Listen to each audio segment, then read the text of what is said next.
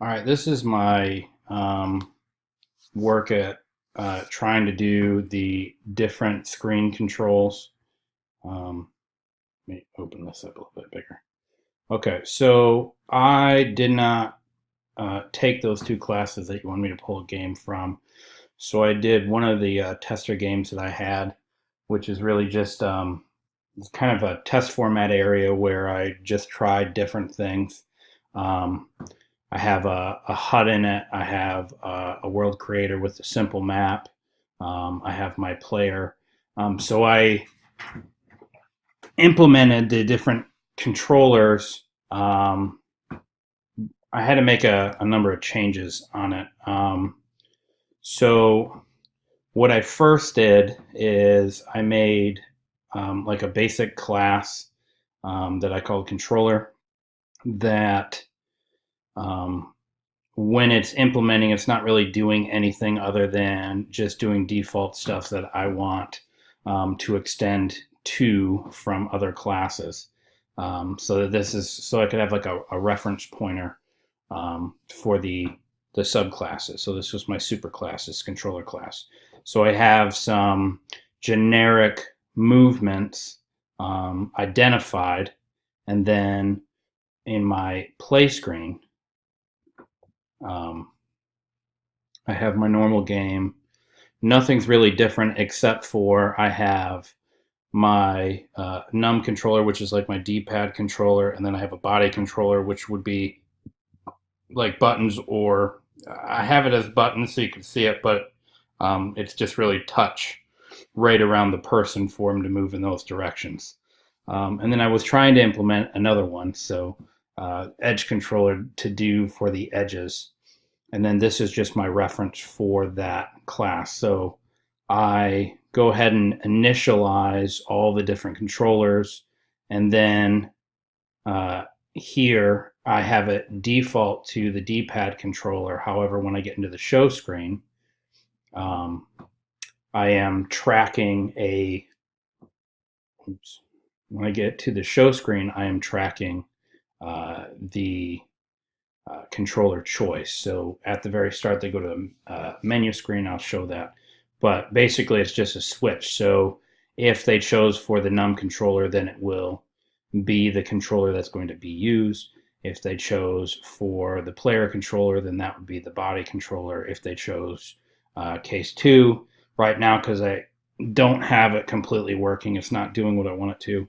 Um, I have it set as edge controller, but I took the break off of it so that it just goes back to the default. So I will always have a controller if for whatever reason they don't select one of the buttons and they're able to get into the game, which they shouldn't, they will still end up having the num controller. And then that's set as my input processor for the controller. So whenever I'm handling input, it's all related to the controller because the reference to the superclass is automatically delegating to the subclasses. So I can just do controller.write and it's taking that override method for whatever controller it's using, left, down, for being able to do the movement. So this is my num controller, which I'm extending the controller class.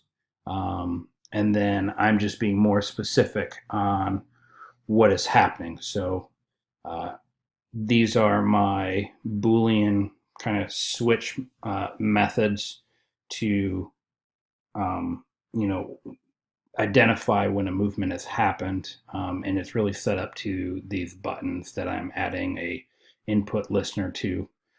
So when they touch down, then the Boolean value for up pressed for the up button becomes true, and it returns true, and that's what I'm calling in my play screen is calling this. So it's going to return true, showing that it actually happened.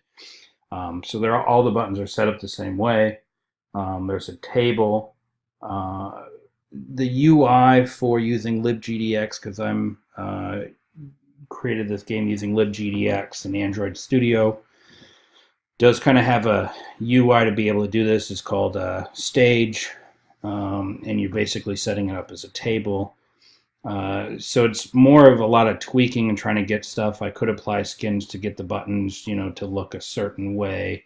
I used PNG images. Um, so that's the num controller. Not much different. The edge controller, and let me just bring them so you can see both of them. The main difference is that I'm changing, or not the edge controller because that one's not working. The body controller. The main difference is that I am setting the table instead of left to bottom. I'm setting it to the parent, which the thing that's calling it is my player. So it locks to the player when they're moving. So that sets that up, and then I'm just adjusting how I'm doing my tables, how I'm setting up the table for it to have those images. So let me show you what that looks like.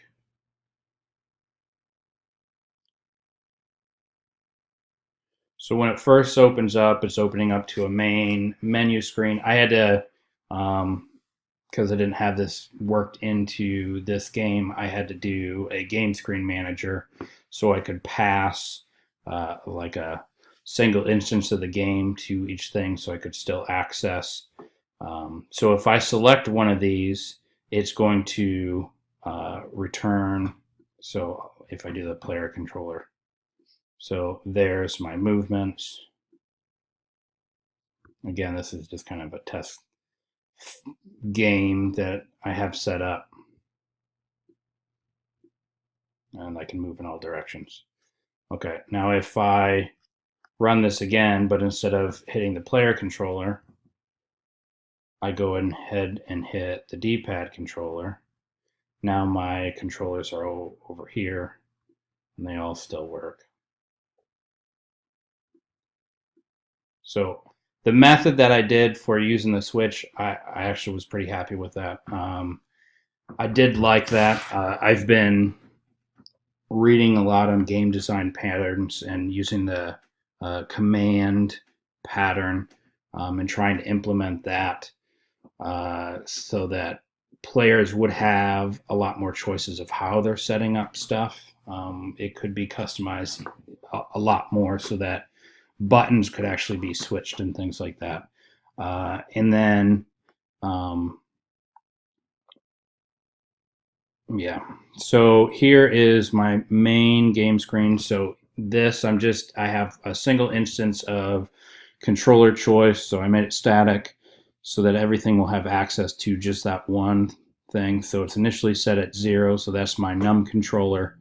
And then when we're in the main menu screen, that's here. And this one I was playing around with skins to see what it would be like. So I do have the buttons set up as D-pad controller, player controller, and edge controller, and then have the listeners hooked up to those individual controllers. So here, the D-pad controller, I'm setting the position for it, and then I add the listener. So I am setting the value for that controller choice, and then I'm passing in for it to transfer to the game screen after that using my game screen manager. If they picked for the player controller, then it's controller choice 1, edge controller choice 2. So it's not really complicated after I got it kind of working. It's like, okay, that makes a lot of sense. I really did like this assignment. A little bit difficult trying to do it only a week. This was a really hectic week for me, and I couldn't look ahead from last week. So how it works for it switching, once I got my game screen manager set up, and this is all it really is I just use an enum and a hash map where I put in all my different screens that I'm using in my game, and then I have the set screens command so I can go to the next screen that I pass in. So when I want to set another screen, and the way that I have this set up is that this I have access to from my game. the main game. So since that's getting passed into every single screen, I have access to be able to switch. So when I want to set up, I'm just saying which state I'm in and then using the hash map to switch out. So when I go to my play screen,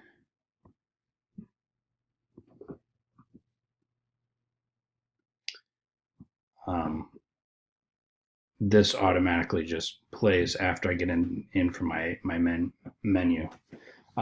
So for setting up those buttons, I had a pretty good idea of doing it. I think designing a game with the idea that you want controls to be fluid, that kind of needs to happen early on in the development process. Throwing it on to something that's already existing, unless it has a component pattern, which I did not, made it kind of difficult. So I had to rewrite a lot of code to make it so that I could kind of plug and play. And ended up going with doing a super class for like a generic controller, and then having my specific controllers that I could call based off of what choices the player was making in the game. For analysis of the different types of controls, this game is pretty simple. I do kind of like having the controls around the player, though. That seems like that's a little bit more intuitive. I don't like using buttons like this on mobile games, as I feel like it's pushing towards like console type games instead of like a mobile platform. Mobile platform, in my mind, should have touchscreen integrated, which I do, and having it around the player. If I didn't have the buttons visible, then they're basically just kind of moving the player with their finger. The only problem with that is that uh, the player is effectively covered up with their finger while they're trying to move. So that's the downside on having the controls around the player. Doing the edges would be okay. If I had more time, I would have rather done tried playing around with a like pathing, so that if I clicked a direction, it would just try to navigate to it, to see how that would work for a game, as that's one of the things that I'm tossing around doing for my capstone project. The picture, I did not have that implemented. I'm not going to be able to get that implemented by midnight tonight.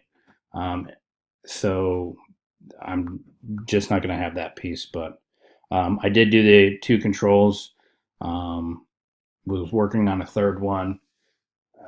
So that's my UI implementation of the different controls. Thank you.